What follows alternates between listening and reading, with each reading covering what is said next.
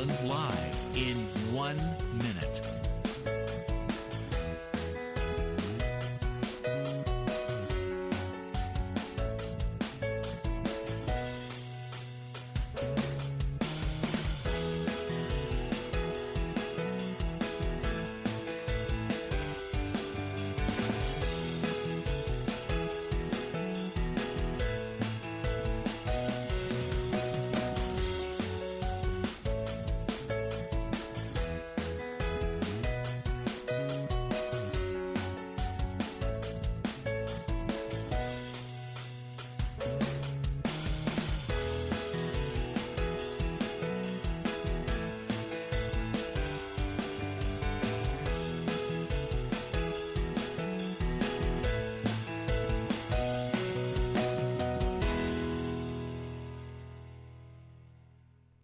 Welcome to Lynn Cullen Live at pghcitypaper.com. Email your questions and comments to Lynn at pghcitypaper.com.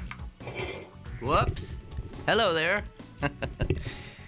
Well, it's Monday. I already feel like it's Monday because I'm a little, unprepared. I've got a mess here on my desk.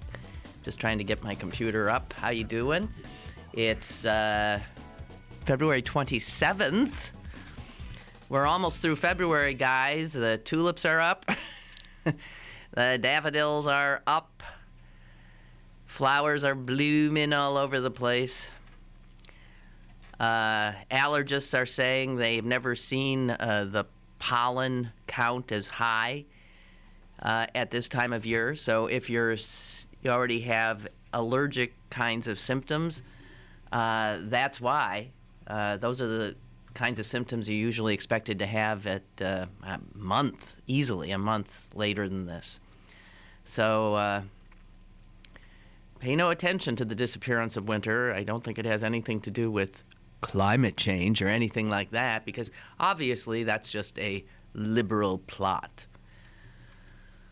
Oh, Lord, where to start? I made the mistake of attempting to do what I rarely do yesterday, and that was to watch one of the Sunday morning political shows. It was Meet the Press with David Gregory, and his first guest was none other than our own, yes, Rick Santorum. And I couldn't watch after a while. I couldn't even, the questions that had to be asked of him were so unbelievable in and of themselves, let alone the answers that were forthcoming, let alone that this man is actually being treated seriously as a presidential contender by the voters of a major party. I'm not so sure the party's thinking the same way. Wow. Over the weekend, what didn't Santorum say? I'm trying to think. It gets to the point where you hear these things and you think you can't do a double take anymore. You think, I've heard it all. I mean, we've been listening to him for years. But that little soundbite that was making the rounds this weekend, and maybe it's not the one that most stunned you because there's always a million more, was, quote, President Obama wants everybody in America to go to college, says Rick Santorum. And he says that as if that's some terrible thing. And I thought, he's kidding here, right? And then he waited a beat for the audience to murmur their, rage at this outrage that President Obama wants everybody in America to go to college. Pause, mutter, mutter, mutter, mutter, mutter. And then he said, in all seriousness, what a snob. Jess hadn't heard that one. Jess just looked at me like, what? And then I thought, oh, no, this has to be a joke. It wasn't a joke. I thought maybe it was a joke. What a snob. He wants everybody. No, it wasn't a joke. So this need to portray the president as this elitist, uppity black man looking down his nose at you continues apace, so that you even jump on him for wanting all Americans to have a college education, which of course can mean only one thing. He's a snob. You know, there's a point at which you don't even know what to say to remarks like this. I mean, you always have to sort of dig in a little deeper, like, what the hell is he talking about? Then you get the gist. Because he does start to embellish upon it. He goes on. This is Ricky. There are good, decent men and women who work hard every day and put their skills to the test that are not taught by some liberal college professor. That's why he wants you to go to college. He wants to remake you in his image. What in the name of God is he talking about? And then you listen a little more. I mean, actually trying to understand what the hell are they saying? And then it turns out that his image is that he wants to send all Americans to college because colleges are socialism factories. They're populated by lots of liberal professors. So he's trying to herd all of America's young people into these socialism factories where they will be summarily indoctrinated and will come out the other end with diplomas in hand and their heads filled with Marxist propaganda. And this view is greeted with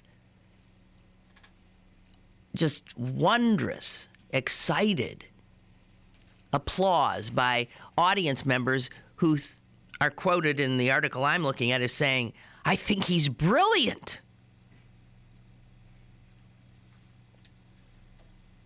Here's another person in the audience about wanting the outrageous idea that all Americans should have a college education. Where does social engineering stop? Does it stop after we send everybody to college? Or does it stop after we set their curriculum and said, oh, and then he goes on to say, and these are the things you're allowed to study? Does it stop when we become the Soviet Union? Well, let me just say this. I mean, trying to insert some rationality into this unbelievable conversation that I'm having with myself. I just want to say that I agree with the statement that everybody does not belong in college. I totally agree with it. I have agreed with it all my life. I have been outspoken about it. I have said where not everybody is cut out for a college education, and I think it's a mistake to say every American should go to college. No, every American should have the opportunity to have some form of education which will help them learn stuff and make them capable of having a job that pays a living wage. Now, obviously, that can be something vocational or something, working with your hands. Yes. On my way into the station today, I always do, pass a truck that is unloading fruits and vegetables for a little restaurant on the corner. And they are we always seem to coincide. And I looked at this young man who was jumping into the back of the truck and moving boxes around, and I thought to myself, that's a job. That's a job I wouldn't want to have. That's a job that probably doesn't pay much, but that's a job. And that's his job, and work is, in general, good. We need people to unload the trucks and to this and that. That person doesn't need to go to college. That is true. Let's just hope that job pays a living wage. President Obama wants everybody in America to go to college. What a snob. I would also say that there's some truth in the fact that college professors, I think, tend to be more liberal than the, than the regular population. And that's not because there's some kind of conspiracy afoot. That's self-selection. I mean, that's people who choose to be academics for some reason generally turn out to be, and it's certainly not the case. It's totally true. I proffer my brother. And I know that, I encountered conservative professors. The whole idea of going to college and getting an education, I thought, even as I was having it, was bumping into people, those would be professors and fellow students, who have different points of view to offer you and who turn you on to books and ideas that perhaps you had never heard before. That's the idea of an education, to challenge yourself with things you didn't hear before. And these Republicans act like it's some kind of conspiracy to literally capture the brains of your children and make them into liberal zombies. And this speaks also to the fear of so many conservative parents who don't like anything about our culture, our society, and the world we've created, which is why they don't want their children to go into the public schools where other children from different kinds of houses would also be, where they would be subjected, apparently, to having to learn that other people's families are different, that other people's values are different, that there are many ways to look at issues. And if you are a doctrinaire, ideologically pure, orthodox, current Republican, and I don't even know what Republican means anymore, but you apparently live with constant fear, which Rick Santorum and Newt Gingrich and the others who love stirring the pot love to stoke your fear. So because they've been stoking this nervousness and anxiety and fear of that vast and strange world out there populated by people who are different. They look different, some of them. They sound different, some of them. They listen to weird music. They belong to different religions. And that's scary, apparently. So there's this reaction among these conservatives to not allow their children into the factories of public education, which again do nothing but indoctrinate them. And thus they keep them at home. They school them at home. They keep them in a little bubble. They send them only to places where they will continue to hear the same thoughts, the same orthodoxy over and over. And they shield them with a ferocity from anything different, so that now going to college for them is a real red flag. They want to take our children and make them into socialists. I really feel sorry for people living at that level of anxiety and fear. I mean, I think we all live at a certain level of anxiety and fear. The future is unknowable, and never more than it seems to be now, as we catapult into a totally remade world, remade by technology, and reordered as a result. It's scary for anybody.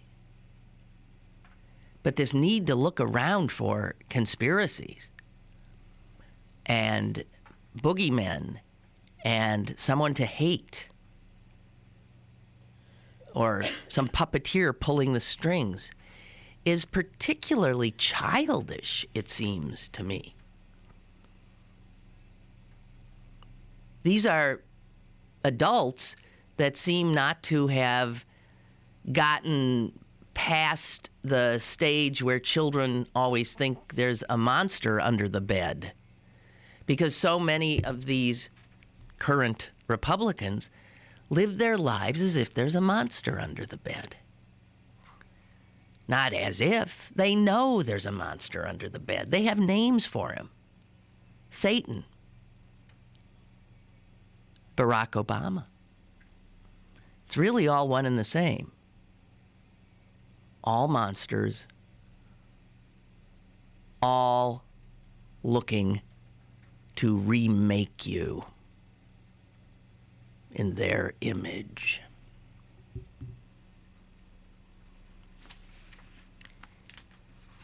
Just before the show started, I was reading a piece by Matt Taibbi in Rolling Stone, and he's trying to get a fix on this too, and his piece is titled "Conservative Chickens Come Home to Roost," and there's been a lot of pieces written on this same subject matter about how this symbiotic relationship that we have watched develop over the last decades of, let's say, Fox News and Rush Limbaugh and Sean Hannity and Glenn Beck and that whole crowd constantly preaching a certain perception, preaching a mythology of what reality is and why it is like it is and who your enemies are and what needs to be done, and the constant repetition of this story with its representative villains, Barack Obama, Bill Clinton, Nancy Pelosi. I mean, we know who they conjure up as personifications of everything that they must fight against, or it's all lost. America, goodness, apple pie, motherhood, the family, it's gone. And so you've had decades of this mythology, like so much poison, a la Hamlet, being poured into their ears. And it's taken hold, as we know. And the students of Fox and Hannity and Limbaugh have learned their lesson very well, and maybe too well, because they've take what they've learned and marched with it, and now they are controlling these frightened, crazed listeners, good little students that they are. They have been totally indoctrinated. They have taken the Republican Party hostage. We've watched it happen. And so, to win the nomination of the Republican Party now, you get what we've been getting. You get these debates in which every candidate desperately tries to prove that they are more orthodox than the guy standing next to him. And that the guy standing next to him, in fact, may be, well, might be the devil in disguise. And that's what Taibbi's suggesting, that this need for greater and greater orthodoxy creates blow-ups like we've got going now, where all of a sudden they're questioning, the Republican potential nominees are questioning things as basic to our lives as public education, college education, birth control. I mean, like sort of basic stuff that we thought we'd taken care of a while back. Go ahead, caller. Hello. Hi. Hi. Lynn? Yes. Hello? Hello. Is this Lynn? Yes. This is Jarrod from CMU. Hi, Jarrod. You're breaking up a little bit. Well, can you hear me? Yes, I can hear you loud and clear. Go Great. ahead. I was thinking about what you were saying earlier about the Republicans and the kind of the angry conservatism they seem to be projecting. And by any chance, did you see Jonathan Chait's article in the New York Magazine? No. I think it came out yesterday. No. It basically talked about, based on his conversations with lots of voters who are attending these, like Gingrich and Santorum rallies, Mm-hmm. and finding how it is that for so many of them, it's almost like they're in an existential last battle with liberalism. Yeah. And that they view, it's like 2012. It's almost like their last trench, or the last wall of defense before liberalism and minorities and all these other non-American things take over. Well, they fear they've lost. Yeah, you're right. They fear this is the last stand. They fear that what will happen if Barack Obama has 4 more years is that he is going to solidify the changes that he has created. Namely, they'll never get maybe health care back where they had it. They'll never all the things that he is attempting to do are to them signs of the end times, right? They've got to stop it. They've got to stop it now. Gays are getting married, for God's sake. They loathe the culture. That's it. And it gives them a sense of, I don't know, urgency doesn't even begin to capture the attitude. Well, but it gives them a drive and a hysterical sensibility about the whole thing that is so not how people on the left or even in the center look at the world. Right, but who whipped them up into this level of hysteria? Who gave them the... who proffered the things that they needed to fear, who pointed out to them these dangers. And it was... I have a thought about that. Huh? And it has occurred to me that this started with Richard Nixon. And, that what has happened is that back in Nixon's day, the Republicans had a lot of different tools in their toolbox to kind of stir up their base or to have people vote Republican. And what's happened in the last 30 years is that most of those tools have fallen away, and that now they're basically down to a couple of things. And so what you see is them hammering on those couple of things in hopes that they'll continue to get enough support to keep them in power. Okay, so the worst thing that happened to the Republican Party was the fall of the Soviet Union. Certainly one of them. Huge one, because they were the party that Americans did think was most able to defend us from the godless commies.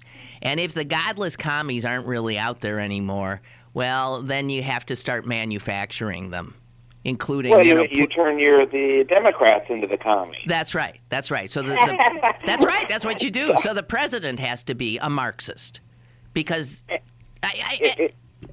president has to be everything.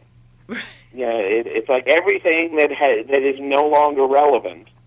It all becomes, he's the fascist, he's the Nazi, he's the totalitarian wimp,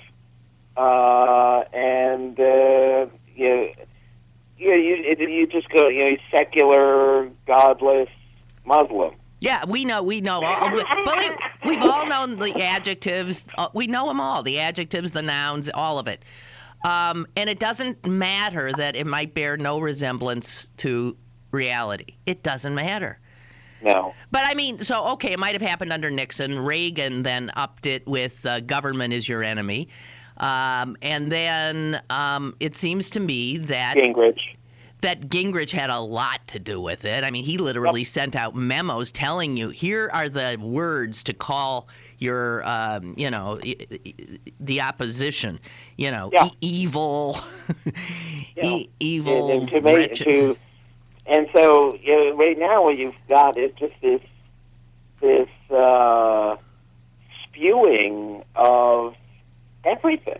Well, and at the opposite, at those about at everybody else in the electorate. But don't disregard. I think more than almost anything, what has really done it, the poison in the ear, is the absolute dominance of this kind of myth building and fear mongering that is on every AM radio dial 24/7, every cable television, that there's an entire network that is dedicated to it, and that there are now millions, literally millions of Americans who listen to nothing but.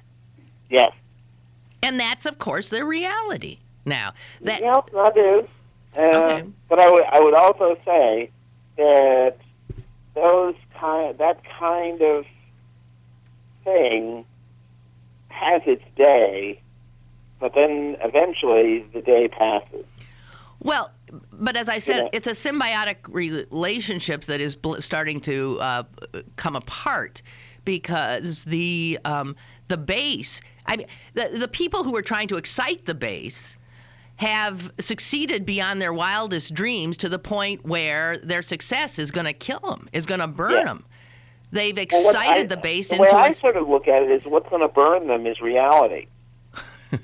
It's kind of like, I remember reading somewhere a while ago about how it is that Roger Ailes, the head of Fox News, that he has become concerned. Right. He's of course been remarkably successful. Right. At stirring up the base, but that what he's done is he's basically created a Frankenstein's monster. That's right, and he's trying. Yeah. What's being said on his news network is the gap between that and reality is growing and growing, such that now you have a group of candidates who are running, and you saw this in the last election in 2010. You had candidates out there, who feel the need to say what the conservatives once said, but it bears no relationship to reality. No.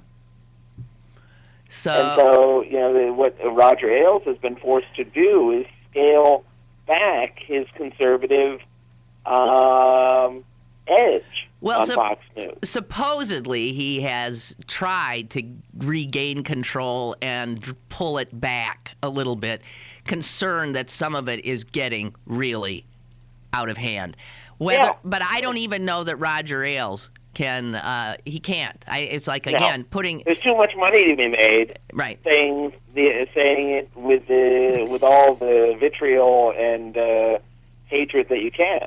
And let's just say this. We will not be surprised, will we, if Senator Santorum does not, in fact, emerge victorious as the nominee of the Republican Party, that he will have a much higher profile on Fox News than he has ever had. Well, it's interesting. You'd almost have to look at the way Fox News has dealt with the various candidates.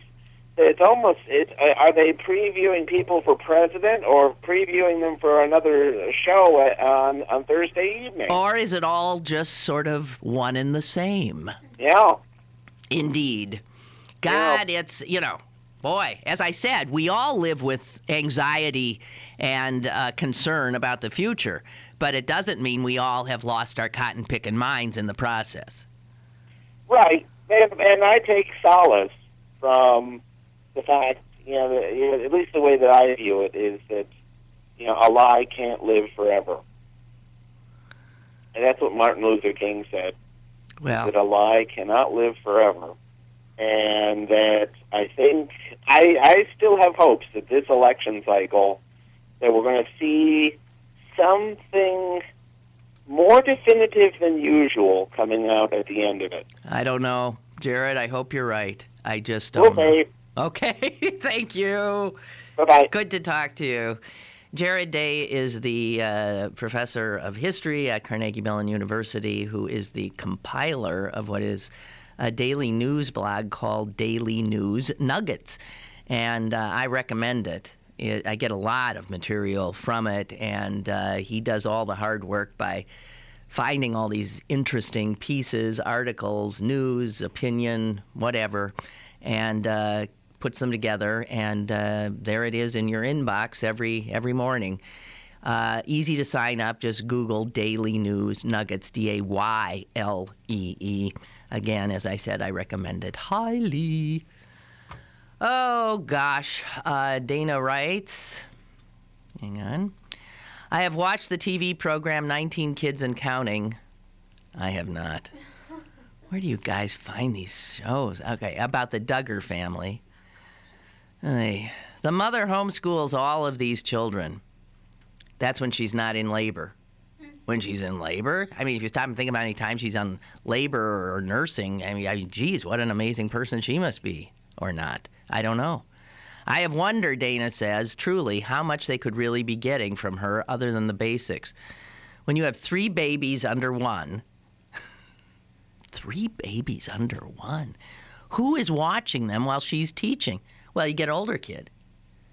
Although these people claim to be educating the kids at home because of their religious convictions, after watching, I honestly believe the kids don't go to public school because the parents need them at home to work. They need to clean the house. They need to get all the food cooked in order to feed this huge bunch. And they also need to help Dad out with his businesses. The kids go in and clean and help remodel the buildings Dad owns. If these 2 parents didn't have all these kids to work for them, instead of going to school, they would not be able to financially manage to support those 19 children. And there is no way the mother would have time to cook for that big family, clean that huge home, and care for the youngest kids, especially the last one, which is handicapped. Well, yeah, I suppose. But see, that's an old-fashioned model they're doing. That's the model that's a 19th century model, an 18th century, a 17th century model. You wanted a fertile woman to have as many children as you can, so you would have hands to work your farm, to work your land, to work, your shop. And that's what they're doing. And on the one hand, you can get an education by doing. I don't discount any experience in terms of its educational bounties.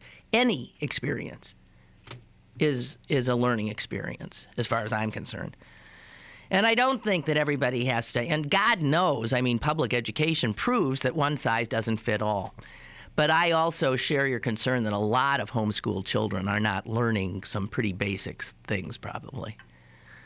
Unless they luck into a situation where their parent is one wonderfully smart cookie, a natural teacher, totally organized, and can really provide them a kind of structure and template in which their minds will grow. I don't know. Or it could be that is often the case maybe that they've just chosen their own kind of indoctrination. They see school and education as an indoctrination, and they don't want the public schools indoctrinating their kids in. And all you have to do is read what a lot of them say. They don't want their kids to be, taught about diversity and differences, and they don't want them interacting with families that have two mommies or two daddies. They want them to stay in the crucible of their universe, their home, taught their values, indoctrinated in their way.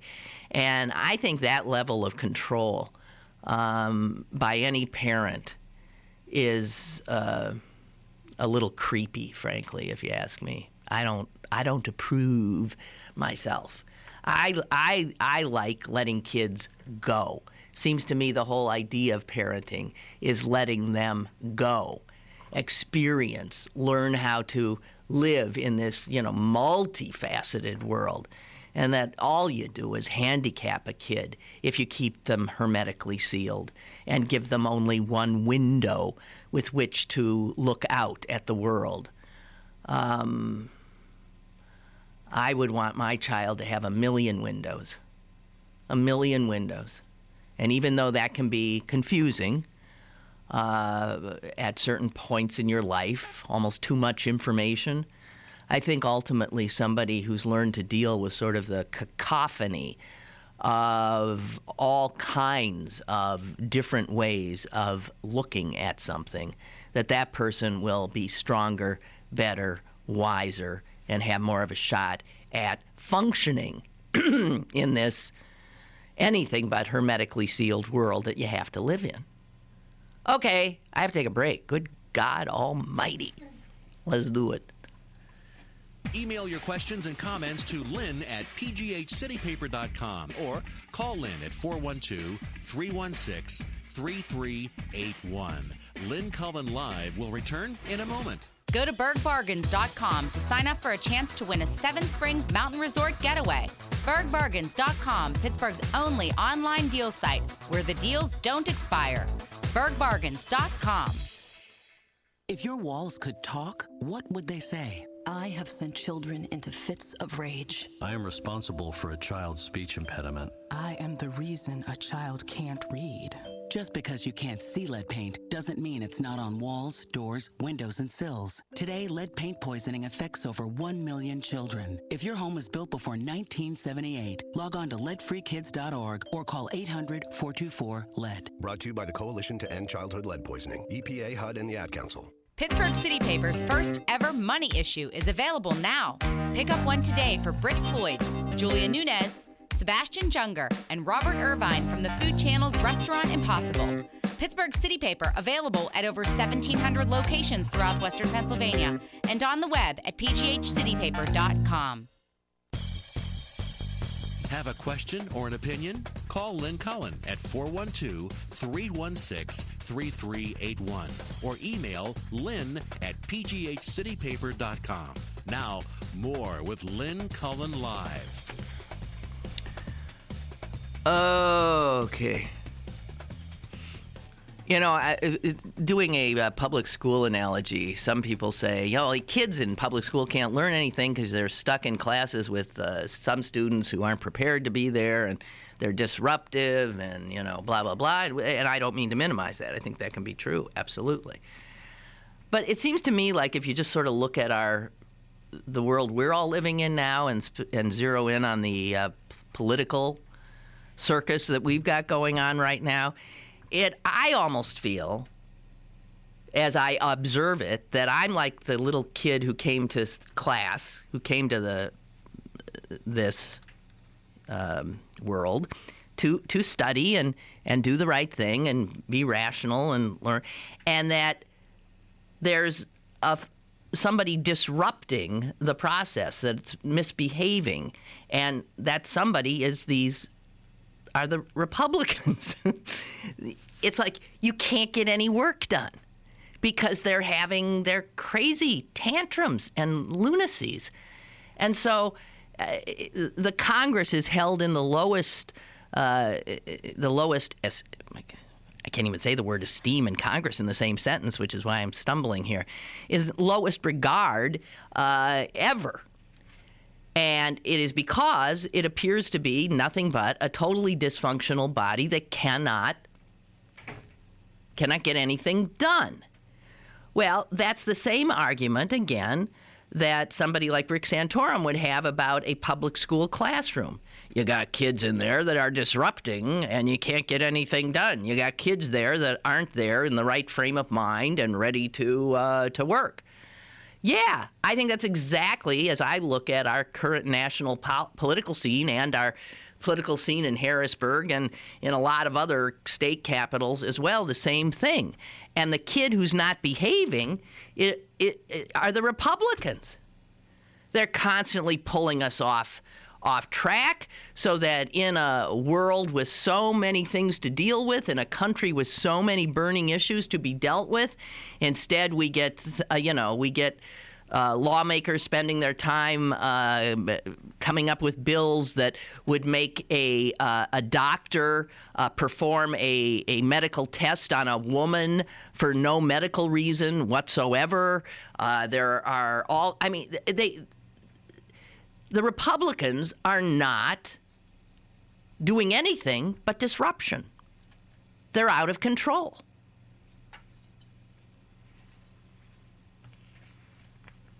And a lot of the rest of us who'd like to focus on the real issues that face us, and God knows there's no shortage of those, are stymied because we can't move forward, we can't get anything done, because we're all dealing with these tantrum-throwing crazy people in the room.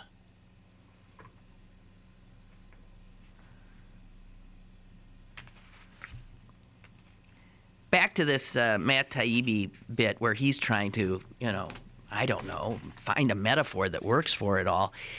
He points out, he also sees, as I do, the incredible hand of the right-wing noise machine in where the pretty pass we have come to.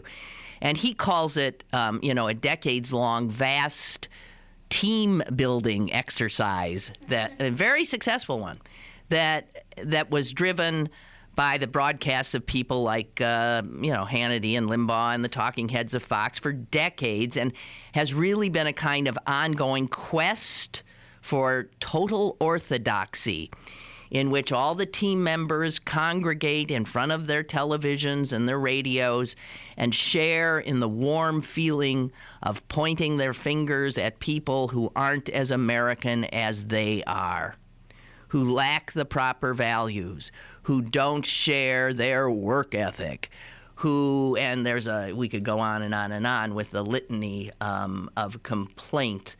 Talk about snobs at these Republican right-wingers who look down their noses at so many of their fellow Americans and find them wanting.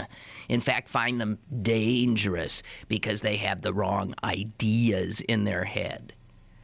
Taibbi says the finger-pointing game is fun, but it's a little like drugs. You have to keep taking bigger and bigger doses of it in order to get the same high. So it starts with a bunch of these people huddling together and saying to themselves, we're the real good Americans. Our problems are caused by all those other bad Americans who don't share our values.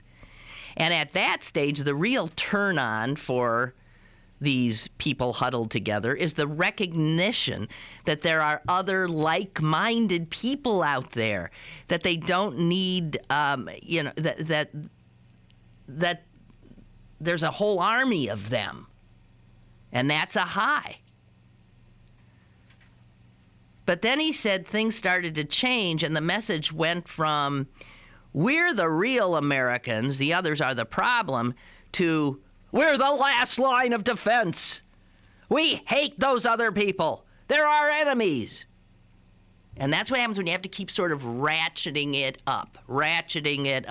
And if you're doing one of these radio shows they do, you have to keep throwing red meat, and the old meat gets rancid. You have to up the ante.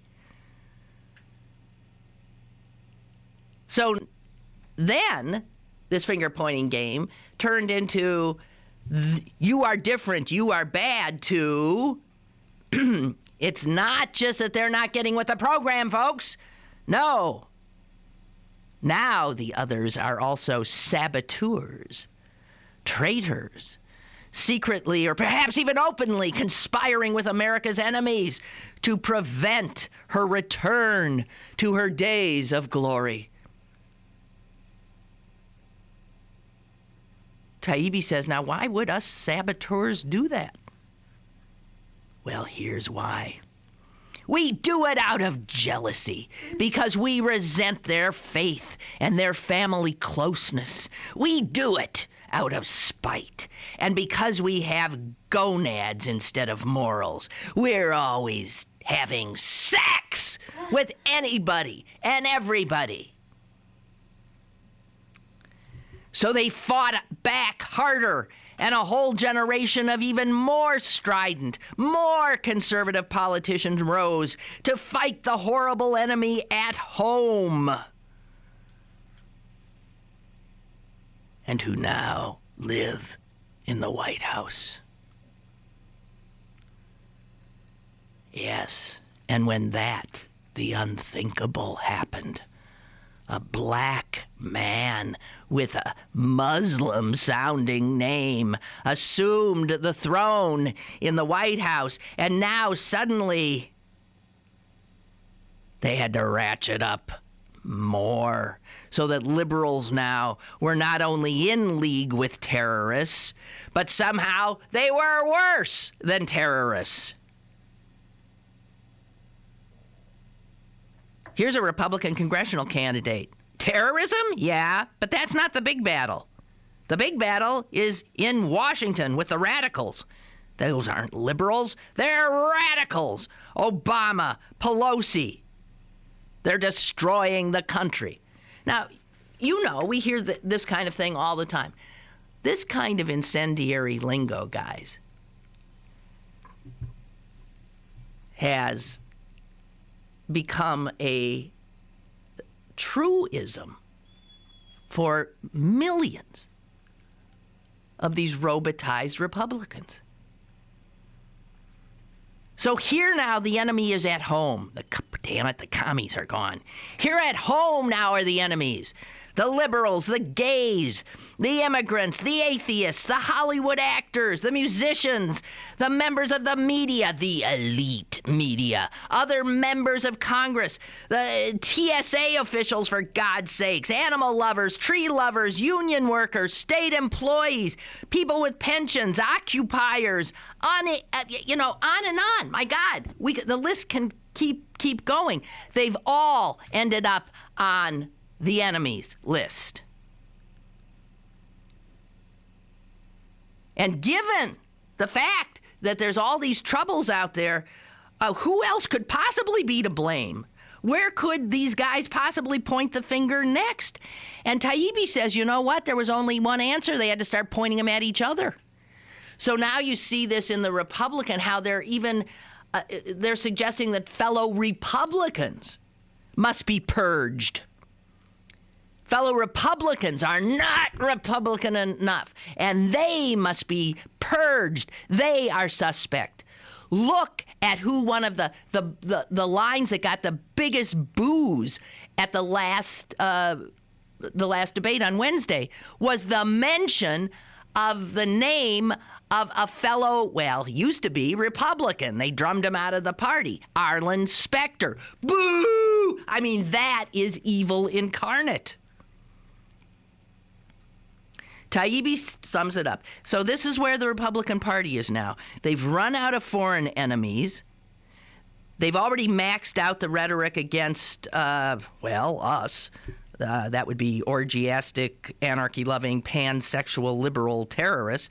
The only possible remaining explanation for their own troubles is that their own leaders have failed them. And so you get Ron Paul at Wednesday's debate saying of Rick Santorum, he's a fake. He's not who he appears to be. And the question to Paul was, what do you mean Senator Santorum's a fake? Are you sure you want to say that? And Paul said, I said it because he's a fake. And Santorum had to say, no, I'm not. I'm real, Ron. I'm real. And this reminded Taibbi of nervous Stalinist officials in the late 30s, each one of them afraid they would be the first one to stop applauding when, that the mob might notice that they didn't applaud loudly enough or didn't say the right things, loudly enough. Everyone trying desperately to be more Stalinist than the next one because you could get killed.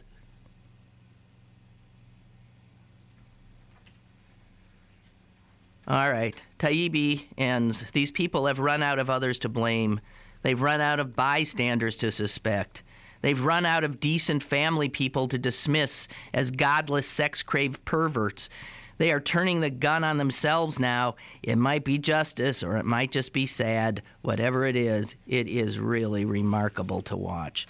Well, I find my capacity for watching it dimming. It really is something. It really is something.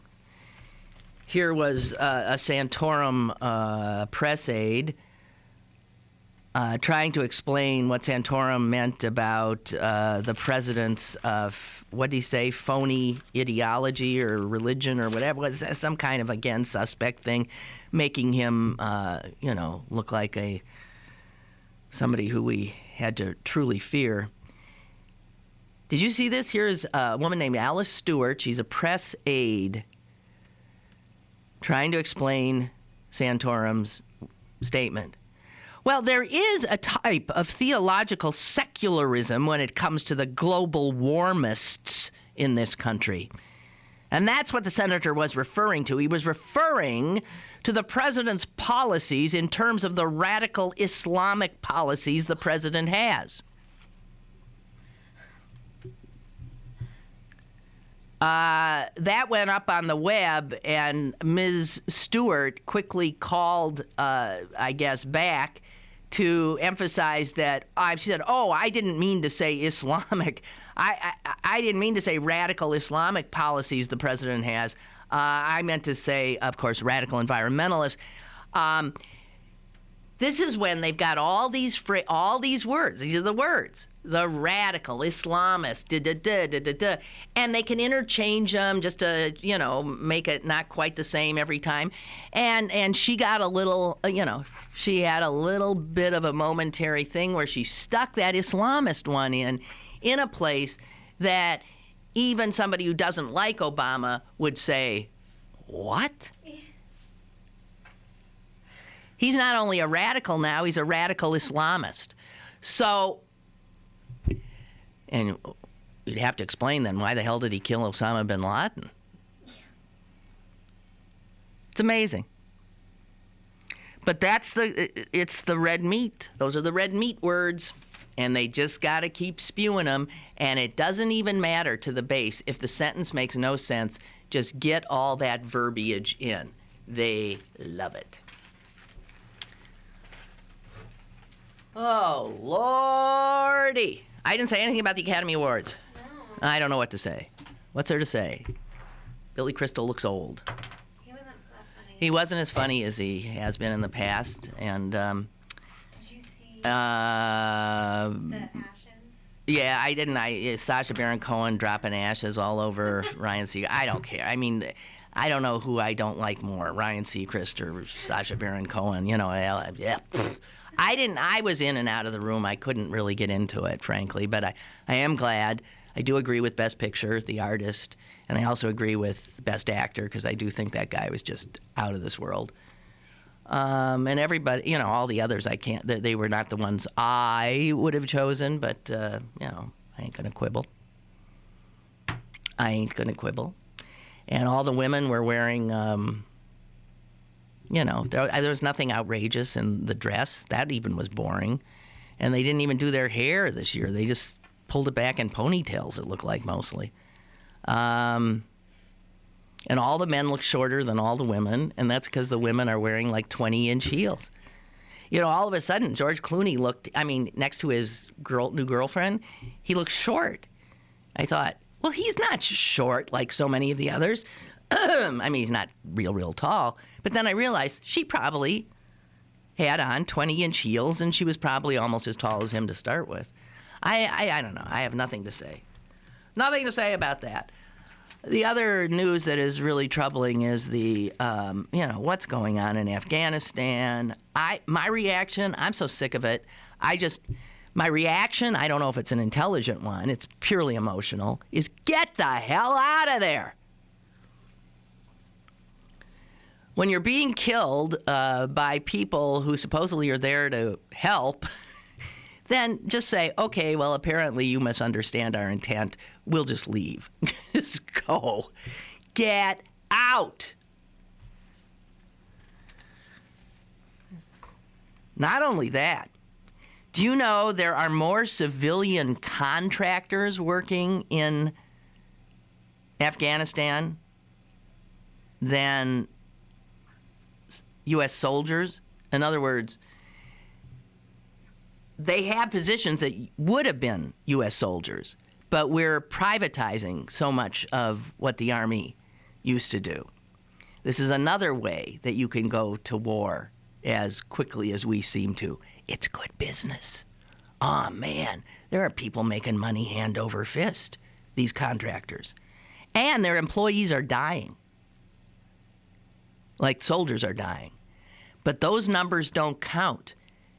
If all the private contractors who have been killed in Iraq and in Afghanistan were toted up, the number of Americans killed in these two wars would go way, way up.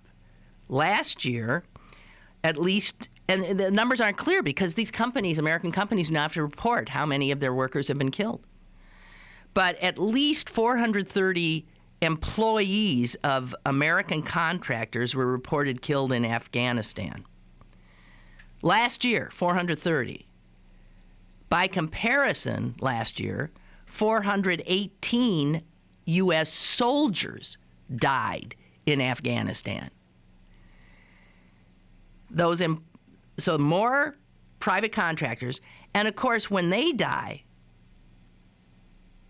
they don't, first of all, their bosses do not have to comply with reporting requirements that we have no idea really how many are. They're performing jobs that used to be military jobs, that are in fact military jobs. Their loved ones at home will not receive the kinds of whatever benefits you get when a spouse is killed in battle. It's very, very odd. It's very odd, so that when we think of the Americans dying, don't just look at the number of soldiers, because that number might be doubled or more by private contractors' deaths whose names you will never know. It's big business, guys. The Department of Defense has identified 1,884 American service members who have died as a result of the Afghan war now. And these are the latest names. Alan McKenna Jr., age 28, sergeant in the Army, Nobel, Oklahoma. Ryan Hall, age 30, Captain Air Force, Colorado Springs.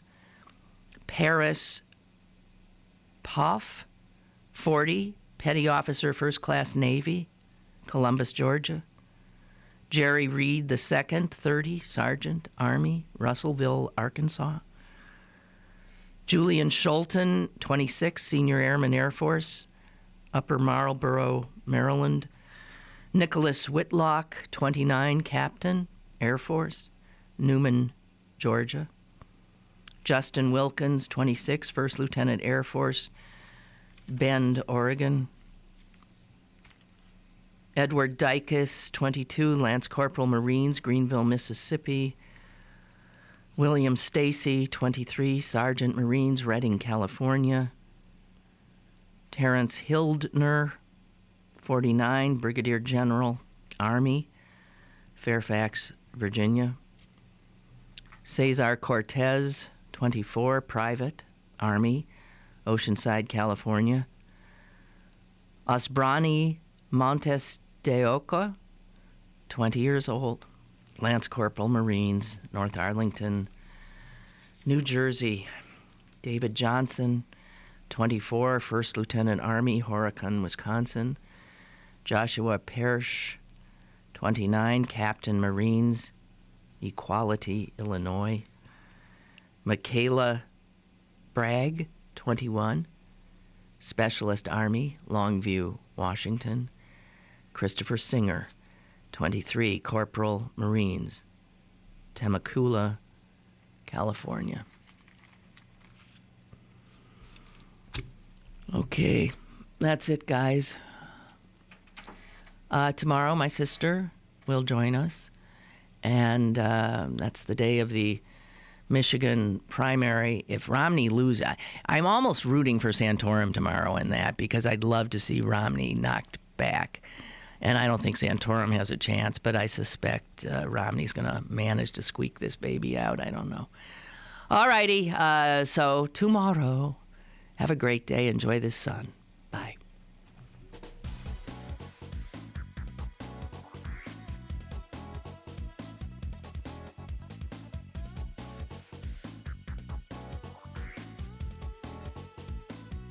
Lynn Cullen Live, Monday through Friday from 10 a.m. to 11 a.m. and archived at pghcitypaper.com.